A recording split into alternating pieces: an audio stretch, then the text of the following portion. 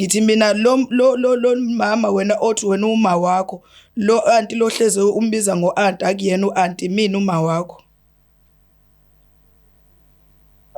Angiyathembi mina kanjani. Ngasuke ngaba nenkinga eyadala ukuthi ekugcineni ugcina ungangazi ngoba usuzongazi manje. Umsebenzi wami engangiwusebenza wongemuhle. Ngiyafana nokuthi kahle kahle ngakuthola ngendlela ebhedayo. Abantu nje wona busheni nje usuye ekhaya uphethe izinto kakhulu phela zona. Lokho bengikwenza ngoba bengazi ukuthi wena uyingane yami.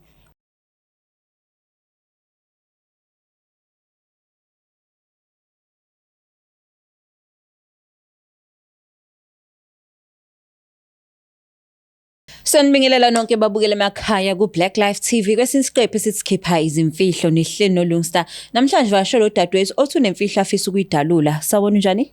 Ngiyaphila sisweni njani? Ngiyaphila. Ngicela ubingelela ababukele emakhaya usho ukuthi uqhamuka kunendawo. Ngiyabingelela abalaleli ekhaya. Ngisuka eShowe. Suka eShowe. Yebo. eShowe isekhaya noma uyasebenza? Isekhaya. Isekhaya. Manje ubekwa yini ke lesihlalo sobukhosi namhlanje? Kunento engifisa ukuyikhuluma nengane yami yomfana engazi ukuthi ingeyami. Engazi ukuthi ingeyakho. Yebo. Ingane yakho yomfana kwenzeka kanjani lokho?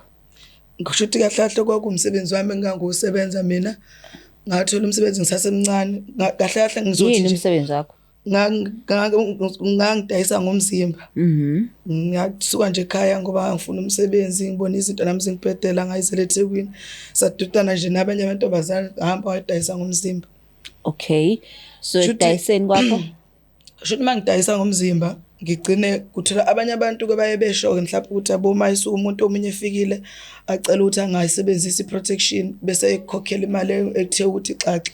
Imali phela vele sifuna yona ngithi siyayithanda imali. Nami ke omunye wafika wenze njalo ke nampela nami ngavuma ke ngalala naye kanti ekulaleni kwami ngizokhulelwa. Okay, so wena wawungasebenzisi ukuyivikela kwakho ukuthi ungakhulelwa? Ngaleza ikhathi into engathi kwakuwumsebenzi yoba kwakuwumsebenzi nje kwakungafiki ukuthi kuyokwenzeka kube khona abantu abakanjalo. Nasikhathi sihamba nalamantombazana ayintshelanga ukuthi kuyokwenza kuthiwa kokufuka umuntu athi ayingasetshenziswa i-protection. Vele ke futhi nami anginayo ngithi umuntu ingoba ngisebenza lo msebenzi. Akukho la ngizothi ngivikela khona ngoba lapha ngithi ngisebenzisa i-protection. Okay. So manje ke mase ulalileke nalo muntu ongayifuni i-protection kwavela lesisu kwasikwenzakalani? Vele ingane. The mase kuvela isisu ke phela ubaba wengane angimaza ngithi abantu abafika nami ingane angakayidingi angakayifuni ingane kwathi mangabe ke sengikhuleleke kwacaca ukuthi lo ngane sekufanele phela ngigcine ke ngihlale nayo ngoba angikwazi ukuthi ngizoyikhipha ngize ngikhiphe fanele ngimgcine umntana ngihlale nayo.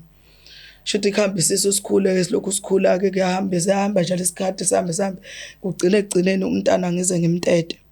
Mase ngimtetile umntana ngamthatha ngihamba afika ngomshiya ekhaya emncane nje ngihamba ngamshiya ekhaya. Yena ukhula kwakhe wazi ukuthi uzala udadewethu ngoba mina ngafika ngamshiya kudadewethu ekhaya. Wazi ukuthi uzala udadewethu, wazi ukuthi uyingane kadadewethu, akazi ukuthi uma wakhe mina. So wena u-aunti wena kuyena? Mina mangifika nje ekhaya ngo-aunti kuyena. So udadewenu omncane noma udadewenu omdala? Udadewethu omdala lo omncane. Omncane. Okay. Kuba mina ngimdala. So manje mawuyibona ingane ikhula uzizwa kanjani? Ubona ukuthi ke nilokho ithi u-aunti lo munye uma? Anginandaba nje angithi into vele bengaze ngidinga. Umntana nje kahlahle ngangingamdingi ngalesi sikhathi. Anginankinga ukhulile nje ambone no 2 years bengenandaba kuphela bokuba khona phela uthi uyayibona ukuthi ingane mayikhula ingane phela nawe kuye khona lokho okuncane okukushayayo. Kodwa nje ukuthi uzoba nokuthi ufuna ukumthatha mhlawumbe kube ukuthi adokho ube ukuthi nje owakho cha akufiki nje. So kushintshani ke namhlanje ngoba uthi ufuna ukumtshela?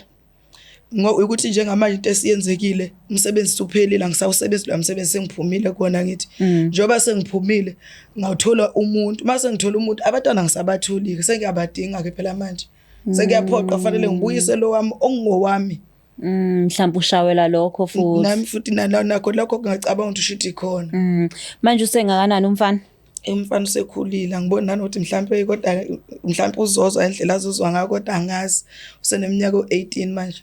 And then udadewenu yena uzoyithini le ndaba esekhulisa ingane for 18 years kweyakhe yena unazi ingane udadewenu? Ya unazo. So lena so manje uzofila kanjani usuqhamuka uzoyiclaima back? Lapho futhi kwayena udadewethu angifikanga mhlawumbe ngafike ngathi ngicela ungigadena. Afike nje ashiya nje ngayihambela. Wayibonela nje ukuthi wenze njani. Wayithatha kwayigona wayakhe. Wayithatha nje wayigonela wayakhe ingane. Manje base ngimphuca futhi angazi uzothini. Manje indaba kungabizanga some sort of family meeting umtshela ukuthi dadewethu kwakuyile issue uyazi nawe sengicela ingane yami back. Ekhaya bazi ukuthi ngiyasebenza lo msebenzi ndingiyawusaba. Abazi. So wathi ingane kaba? Ayibo ngasho ukuthi ubaba wengane sosathandana nawe wabaleka wangishiya. So bazi ukuthi ubaba wengane wabaleka? Wabaleka ubaba wengane. So namhlanje ingane uzayitshela ukuthi ke na kahle kahle wawudayisa ngomzimba? Kuyaphoqa ukuthi kufanele azi umntana ukuthi ngamthola kanjani. Injani ke relationship yakho as u-auntie ke enganeni? Umfana wami right kabi. Alright nje. Niyezwana? Siyezwana futhi kakhulu. Shiya lento esenza ukuthi ngifuna nokuyibuyisa ngoba ngendlela sesizwayo siyazwana ukuthi phela sekumphatha kabi ukuthi sonke isikhathi lo muntu ebengithi u-auntie ngimthanda ngothando la auntie kanti yena umuntu owumama ufanele anginikeze lo thando la mama. So ubukumenzele mhlawumbe izinto phela ubo auntie umphathele okumnandi ingubo zogqoka bumenzele. Bengimenzele.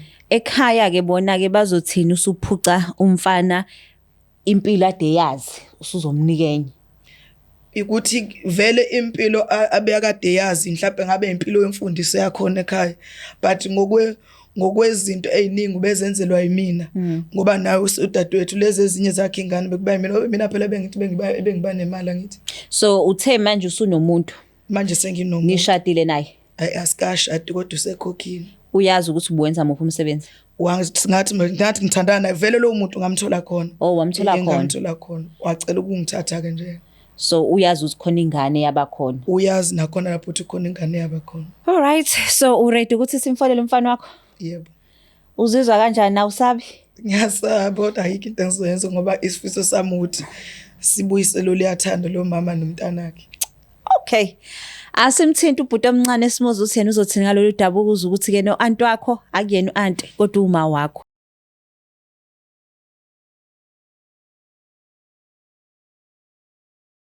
Usuready ukukhuluma nomfana wakho? Yebo.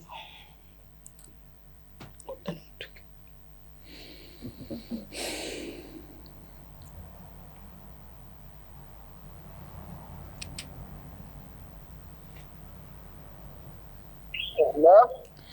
Sawubona njani? Ngiyaphila njani? Ngiyaphila mkhulu.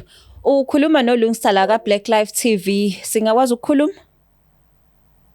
Okay, ayikho. Okay, ngiyabonga kakhulu. La e-studio ngihleli no-aunt wakho kapheceleza umamncane wakho. Uthi ke nakukhona into afisa ukutshela yona. Okay, ngicela umlalele. Ayibambe kanje. Sawubona. Unjani?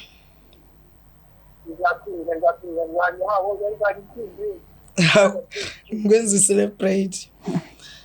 Kunento engifisa ukuyisho kuwena angazi ukuthi uzokuphatha kanjani. Hayi khuluma ngene uyazi khuluma konke nawe khuluma konke njalo tutu. Okay. Uma wakho lo othi uma wakho akusiyena uma wakho imini uma wakho kuzalayo ngempela.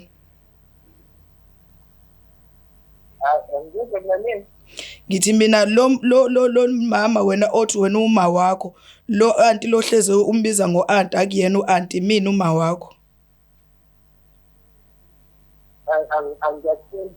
Kanjani? Ngaswe ngaba nenkinga eyadala ukuthi egcineni ugcina ungangazi ngoba usuzongazi manje. Umsebenzi wami engangusebenza wongemuhle. Ngiyafana nokuthi kahle kahle ngakuthola ngendlela ebhedayo. Abantu nje wona ngishela into kuye ekhaya uphethe izinto kakhulu phela zona. Lokho bengikwenza ngoba bengazi ukuthi wena uyingane yami. ubaba-ke yena-ke uphilekele kwaphela nangu ubaba wami ukuhlala naye. Ikhona-ke lokhu nakho lokho ikhona engifuna ukukuchazela khona konke nje ukwazi. Ubaba awunaye, ubaba wakho angimazi. Ngangisebenza umsebenzi wami engangiwusebenza ngoba ngangidinga imali leza ikhadi nawe ngoba ngakikunikeza zonkwenzela zonke lezi zinto. Ngangisebenza umsebenzi wokuthi ngangidayisa ngomzimba. Ngalala nomuntu lo muntu lo engathi ngilala naye ngathola ingane ngathola wena ngakuthatha ngakuhambisa ekhaya ngafika ngakubeka ekhaya.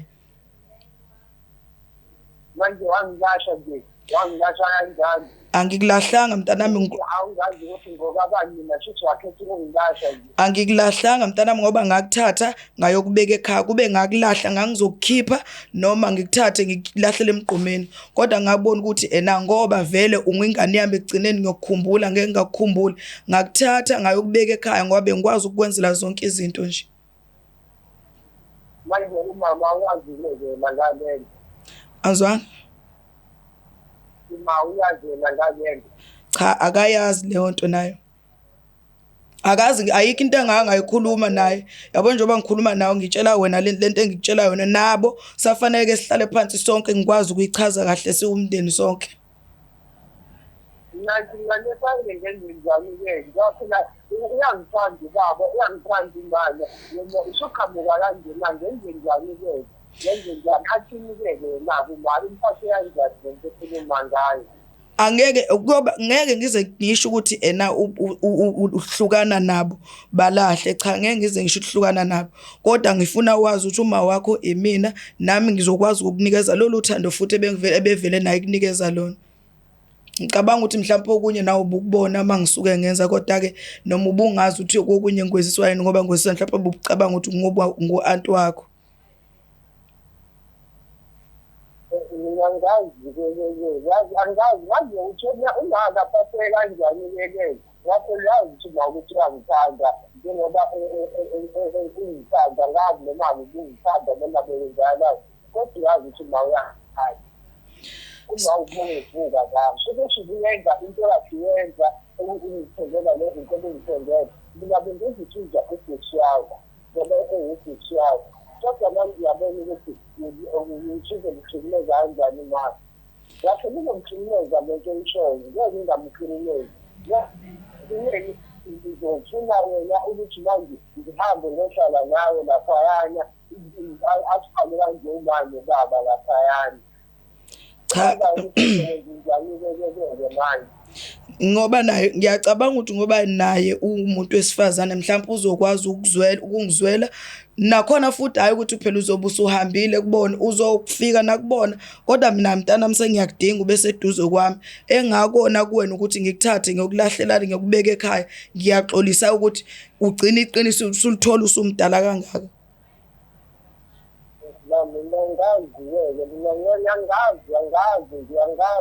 Ngicela nje ngicela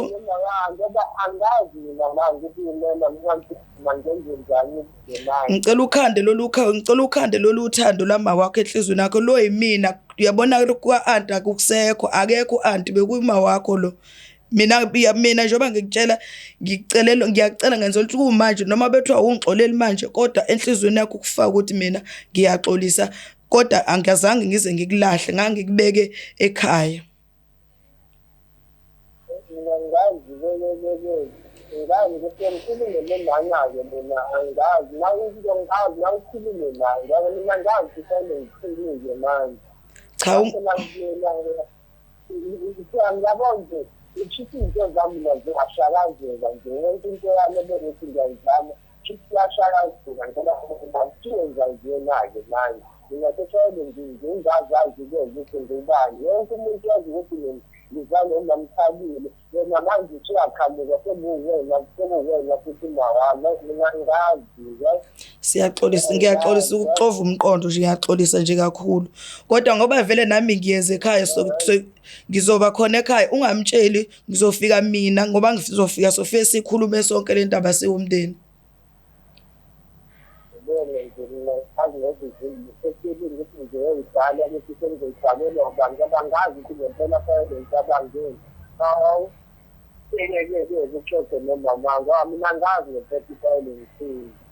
kulungile ngizokhuluma naye ngizofika mina ngizokhuluma nabo.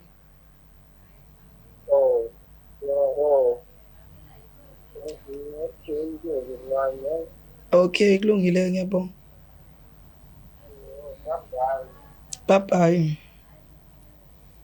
Uyamuzwa nje bakithi ukuthi udidakele Nkosi yami.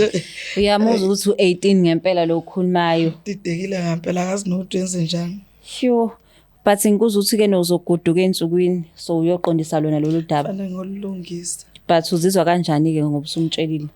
Abona okwakhe sekungcono kwakhe bengitshela ukuthi mhlambe ngeke afune ngisho ukukhuluma. Kungcono sengidlulile wakhe inkinga sokuyilolu uvalo lokuye ekhaya. Sefanele ngokukhuluma nabo bonke behlezi. Abazali basakhona?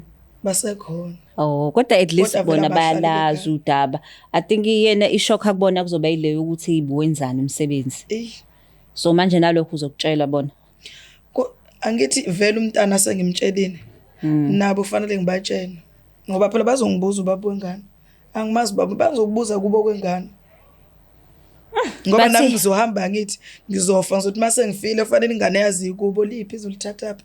But I think ngijabulele ukuthi kena umuntu lo othwakha naye uyazi ukuthi uphumaphi. Uyazi nami ke. Imagine if ukena ukuthi nomyeni wakho lo uthunaye manje bengazi ukuthi uphumaphi sezozwa futhi sekuliwa bekuzoba I don't know. But siyabonga ukuthi ingane ukwazile ukuthi uyitshela iqiniso. Nami ngiyabonga. And ingcono nanokuthi kena udadweni unazi ingane lokho kuhle ngoba if bengena ingane uyacabanga usuzomphuca leya nayo. But ke siyabonga ukuthi utshela iqiniso uyamuzwa bakithi hey mina ngizwa mina uyabona ukuthi ke nawe uyisha ngeconfusion nje ingane izoba confused. Wenzani manje uyafunda noma? Uyafunda. Kodwa isikufunda ecollege. Ufunda ecollege wenzani? Angimazi ukuthi ufundela ini. But asithembe ukuthi lento ngezimlimaza emqondweni. And ke nathi swenza sure ukuthi uyathola icounseling. Uzakwazi ukuthi ke adile nalento le because izoba itrauma kuyena ukuthi hawo kanti ngubani mina. So seba kakhulu ukuthi uzivashele la Black Life wakwazi ukuthi uyikhiphe lolu daba asithembe ukuthi mase ushada uzoba nomshado omuhle ongenazi imfihlo. Ngiyabonga. Seba kakhulu ke babukeli be Black Life TV ukuthi nibe nasi lesi siqephu sokuthi sikhipha izimfihlo. NguLungstar ngithanda kakhulu nibe nosuku oluhle. Please don't forget to share, like and subscribe. It's the Black Life TV.